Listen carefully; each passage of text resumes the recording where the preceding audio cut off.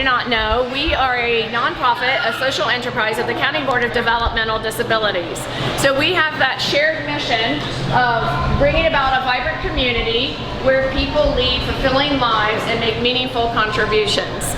All right, and we are going to talk about what all we have to offer here and what all we do, and you'll see along the way how we serve that mission.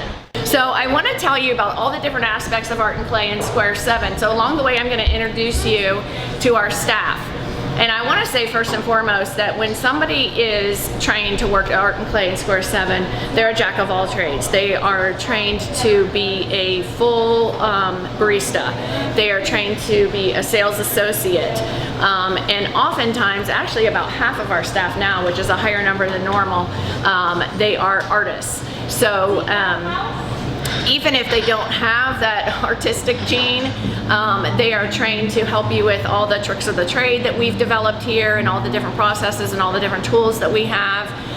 But we have artists on staff that do instruction, they do the classes, they do the they develop new processes all the time, and we're going to talk about some new class offerings that we have coming out very soon. But they also are making our samples for us. First introduce you to Kelly Miller, who is our coordinator of special events and Art and Clay to Go. So we're going to kick to her, and she's going to talk about what she offers with Art and Clay to Go and how you can go about doing that. Hi guys, like Mitzi said, my name is Kelly and I am the coordinator for Art and Clay to Go. So basically, if you've got a group of 10 or more, I can come to your offsite event. An offsite event could be your home, churches, schools, day camps, daycare, senior centers, you name it, we can try to make it work. Birthday parties, team building exercises, bridal showers, baby showers, holiday events.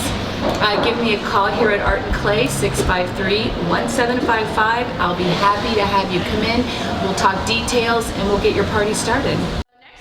To meet Brandon Muck. I've been here since 2013. Temple was the general manager before me, and I worked under her for 2 years, and then when she moved on to be a director at DD, I took her position as general manager. Well, there's one person on staff that's been here longer than me, and that is Brandon. So he's my go-to for all sorts of information. And when I say that everybody on staff is a jack of all trades, Brandon takes that and then goes beyond because he even does other things. So this is Brandon. How are you doing? So he's in charge of the glaze counter. That means restocking it and giving me inventory lists for reordering. But he also makes sure that everything is neat, it's stocked, and he helps customers with choosing their colors and blending their colors and also filling their palette. So he's going to show you exactly what your experience is and what kind of things are important to know, like the different shades. And these are all the colors we have, and these are different colors. This is one coat, and this is 3 coats of what colors we could use. And that's for any color, right? Yeah, any colors. And what if you came in a wheelchair, or maybe you were vertically challenged, as we say, and not very tall? How would you get the same paints? It makes it easier for them to go up in here, and so we can help them, or they can collect it. So do you have the whole inventory of paints down below as you do above? Yeah, we have more in back also. Nice. So why don't you show us how you fill a palette? Yeah.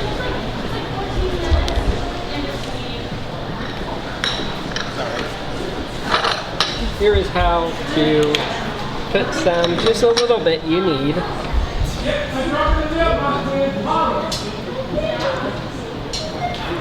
You don't have to use a whole bunch, you can just use very little bit. And you can always come back for the paints if you want to.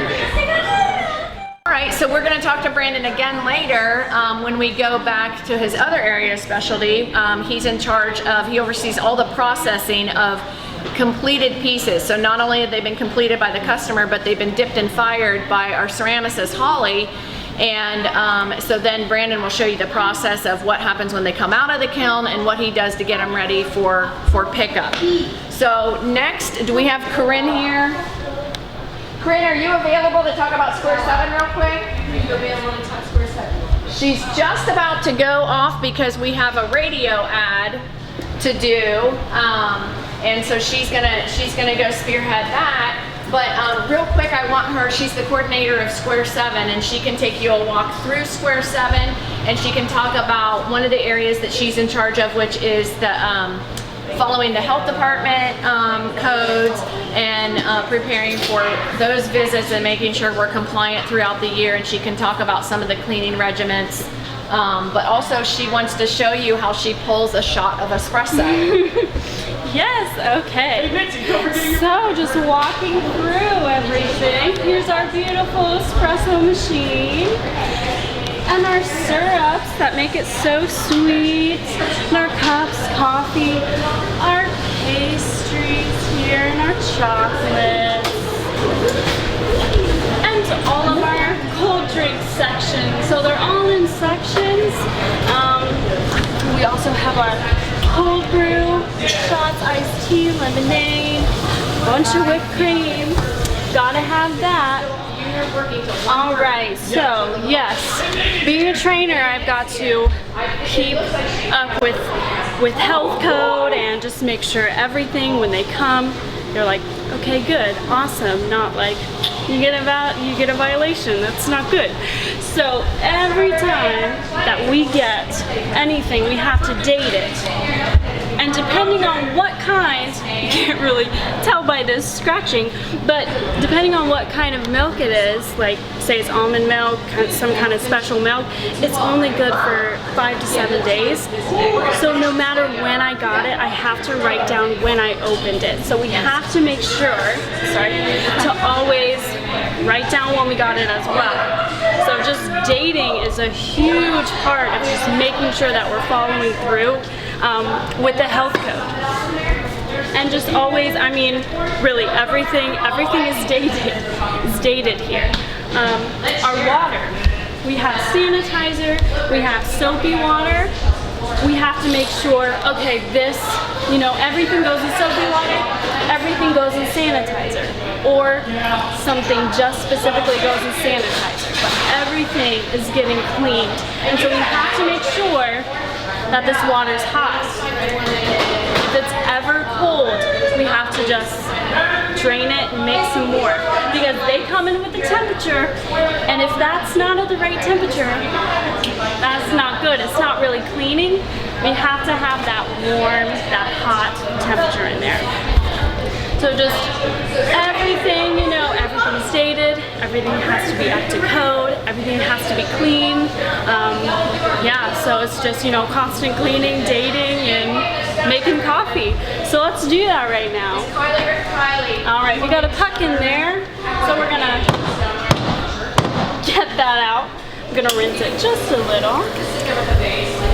Thank you. All right.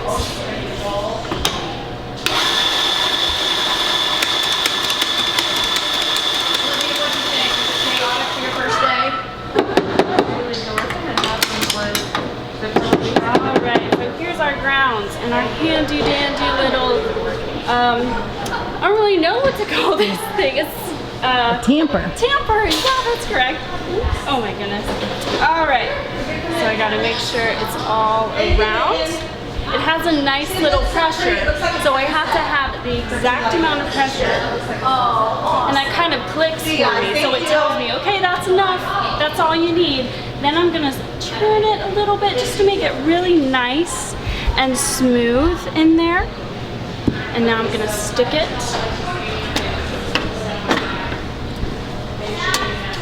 And get ready to pour.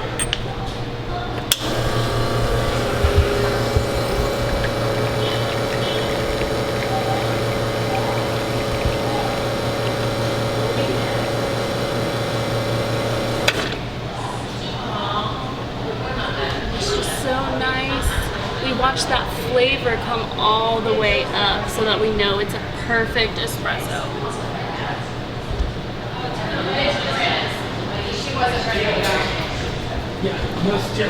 All right, and it's perfect. Excuse me. And I'm gonna take a cup. Oh, a case for the frappe. And pour. You're welcome. And there's my espresso. And then just like anything, like I said, constantly cleaning.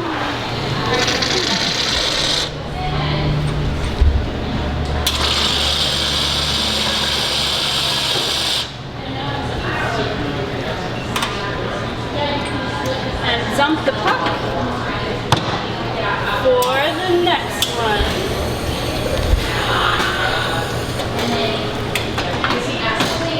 There you go. All right, so we are moving right along. Next, we're gonna go into our stoneware room. This is such a neat process.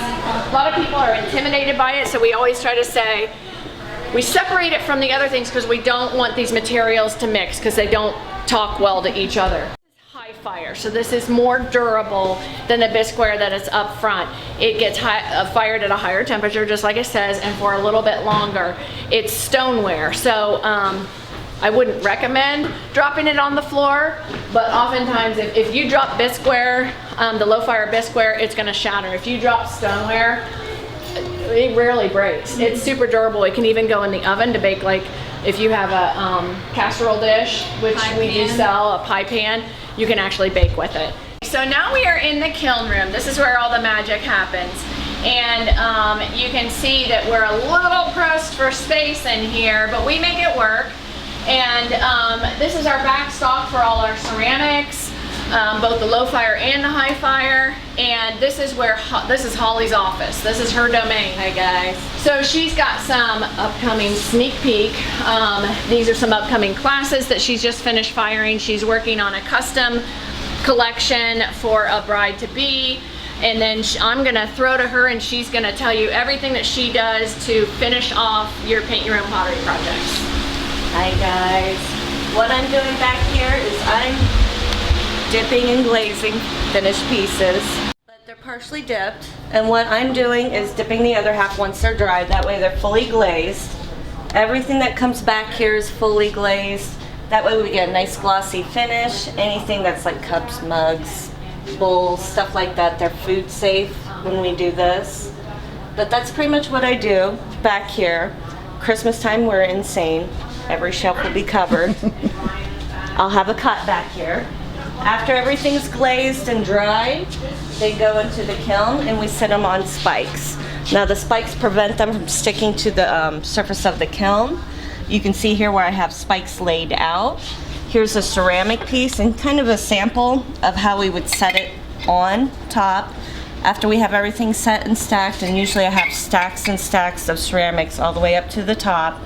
Close the lid, fire it, it goes up to about 1700 degrees. For how long? For about 24 hours. Okay, and after it's finished firing, Holly, how long does it take for it to cool off to where it's a safe temperature for us to pull it out? Because not only could it burn your hands, and that's why she has these gloves, but like it could crack. Oh yeah. And ruin the piece. If you remove them too soon, they will crack. So you let them cool down? I get them down to about 150 to 200. Yeah, and it takes about how long to get it down to that? It's about 6 to 8 hours Yeah. with fan So drying. honestly, guys, it takes, I know a lot of people want their pieces very quickly. We all want that instant gratification. But we always say, be patient, allow the artistic process to happen. And we paint, it's a first come, first served basis. So like, if you come in on a Monday, your stuff is gonna be fired before somebody who came in on Tuesday. But we have these pickup dates set according to when people, you know, finish their projects. And then Holly's firing all the time. Now, right now we're not very busy, so she's not firing as much, but typically during, throughout the year, she's firing about every other day. We have 2 kilns, so technically she could be running, you know, 2 of them. And during the Christmas season, what happens? Every single day, non-stop. 2 one kilns, after another. letting it go for the whole, it's a 30-hour process, guys. So that's why, maybe, you know, when you see this, you can understand why it takes us so long to get your piece back to you. So now we are going to leave the kiln room and we are going over to the final processing. Thanks, Holly.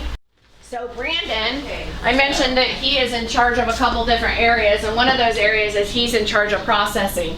And when a piece comes out of the kiln, I think Holly mentioned it has to be on a stilt, and that stilt will give it little pinprick bumps on the bottom, and Brandon wants to get those nice and smooth. with this. So what do you do, Brandon? Tell us your process. Okay, my first thing first, when I get out all the ceramics and that stuff, I have to find the ceramic. Usually it might be a dinosaur or a cat. These are the name and the phone number and the dinosaur we need. And then there's a code at the bottom that also gets put on the foot. Sometimes it's not there, and they're mostly it'll hopefully be there. Okay. Okay. And then I'll show you the process, how to wrap it, and Yeah. I'll sand it first. Yep. You have to make sure that just in case you drop your bag, it's protected.